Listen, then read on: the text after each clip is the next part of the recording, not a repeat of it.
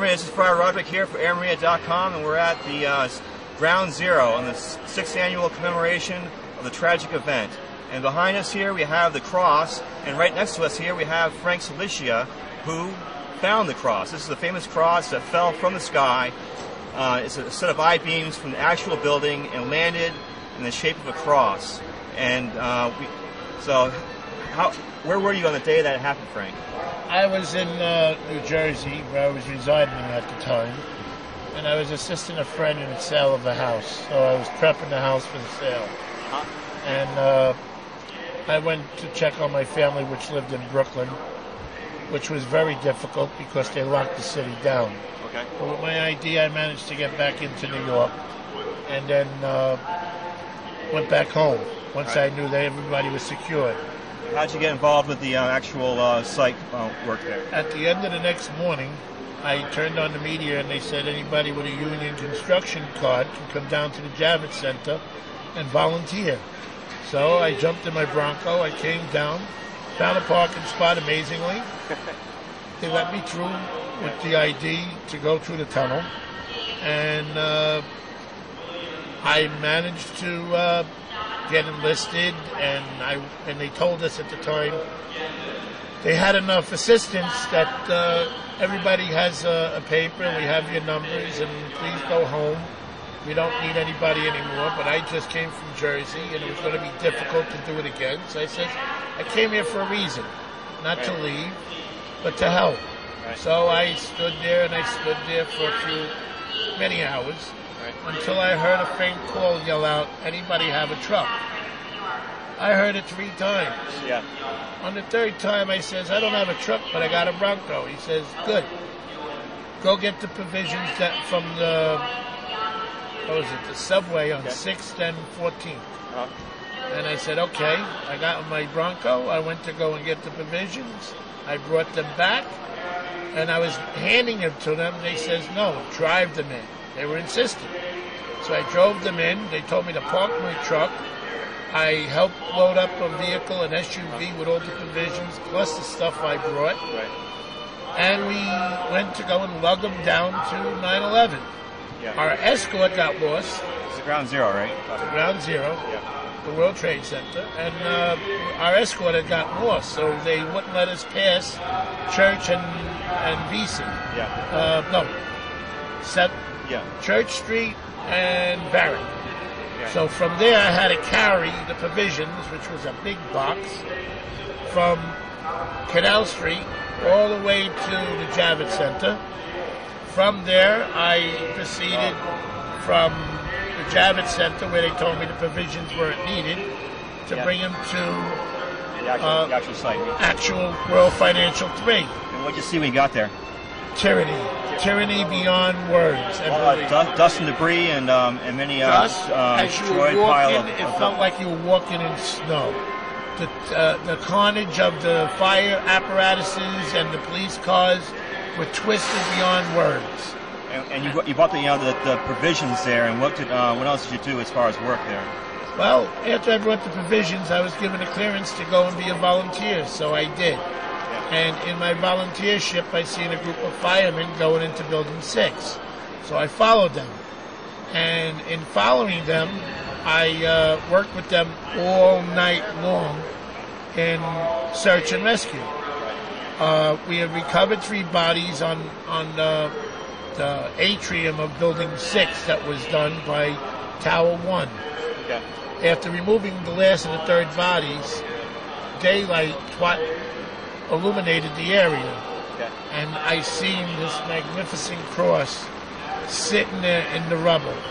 So right after the lights were shown, you saw this cross sitting right there, sort of a dawning right there, huh? It was more than a dawning. I collapsed in tears, in exhaustion, and I was tired. I was beat. I was, and the tyranny. Overwhelmed, huh? The tyranny overwhelmed me, where seeing this cross brought me comfort, and it also allowed me to deal with the situation, because it brought me to my faith. And like I said, when I walked to the site, my first words were, Lord, forgive them, they knew not what they did. I was looking at two towers that were 20 foot tall in rubble. Wow. And the smoke was still smoldering from the buildings. Right. And in discovering the cross, I was overwhelmed. And then at my pilgrimage I labeled the building God's house because it had this structure in it.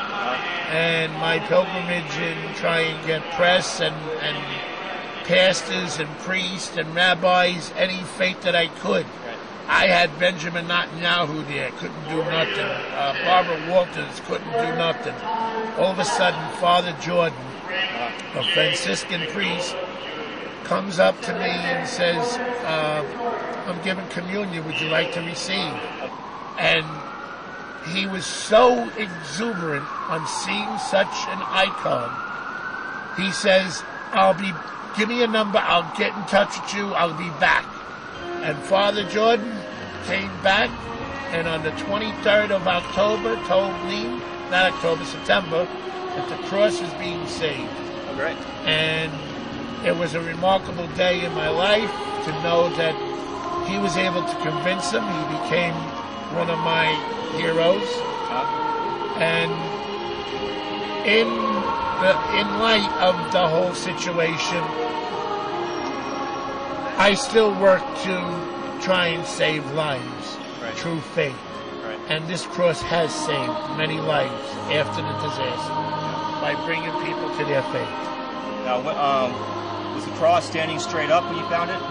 As you see it is how it was.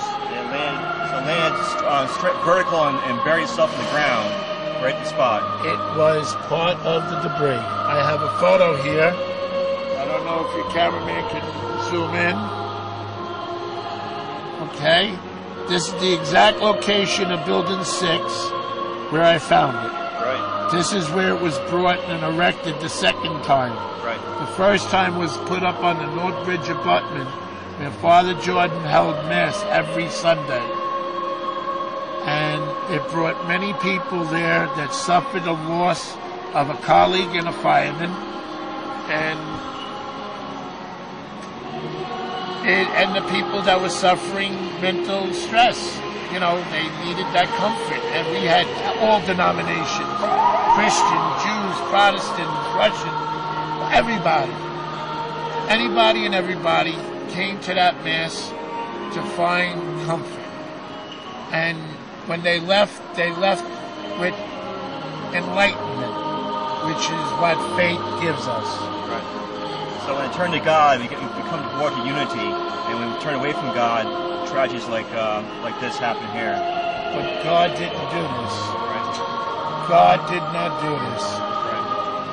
Evil reigned here, and God showed supreme by showing himself. Right. It was more memorable about the whole thing, really, is how we all pulled together at that time, right? Pulling together as a nation, as a city, as a world.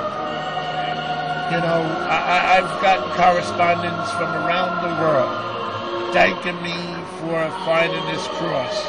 And I've also had atheists damn me for finding this cross because they can't find the word love in their heart. And my plea to an atheist is, if you love somebody, you're a hypocrite.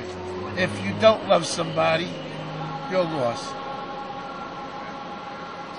Well, thank you very much, Frank, for your testimony here, and we really appreciate that. I thank you and the Church of St. Peter's for allowing me 2 times. I did a segment in here where I gave my eulogy at one time early on, and I'm grateful that St. Peter's is here, the oldest church in New York, to house the cross in a temporary location while the memorial is being erected, and that's where it'll be, and that's where I look forward to seeing it if God gives me the ability to live long enough. Let's look forward to that day, Frank, and thank you very much. And I thank you. Have a pleasant day. God bless you, Frank. Go in peace, my brothers. You too, Ave Maria. And this is Solicitor Friar Roderick here for AirMaria.com, and God bless you, Ave Maria.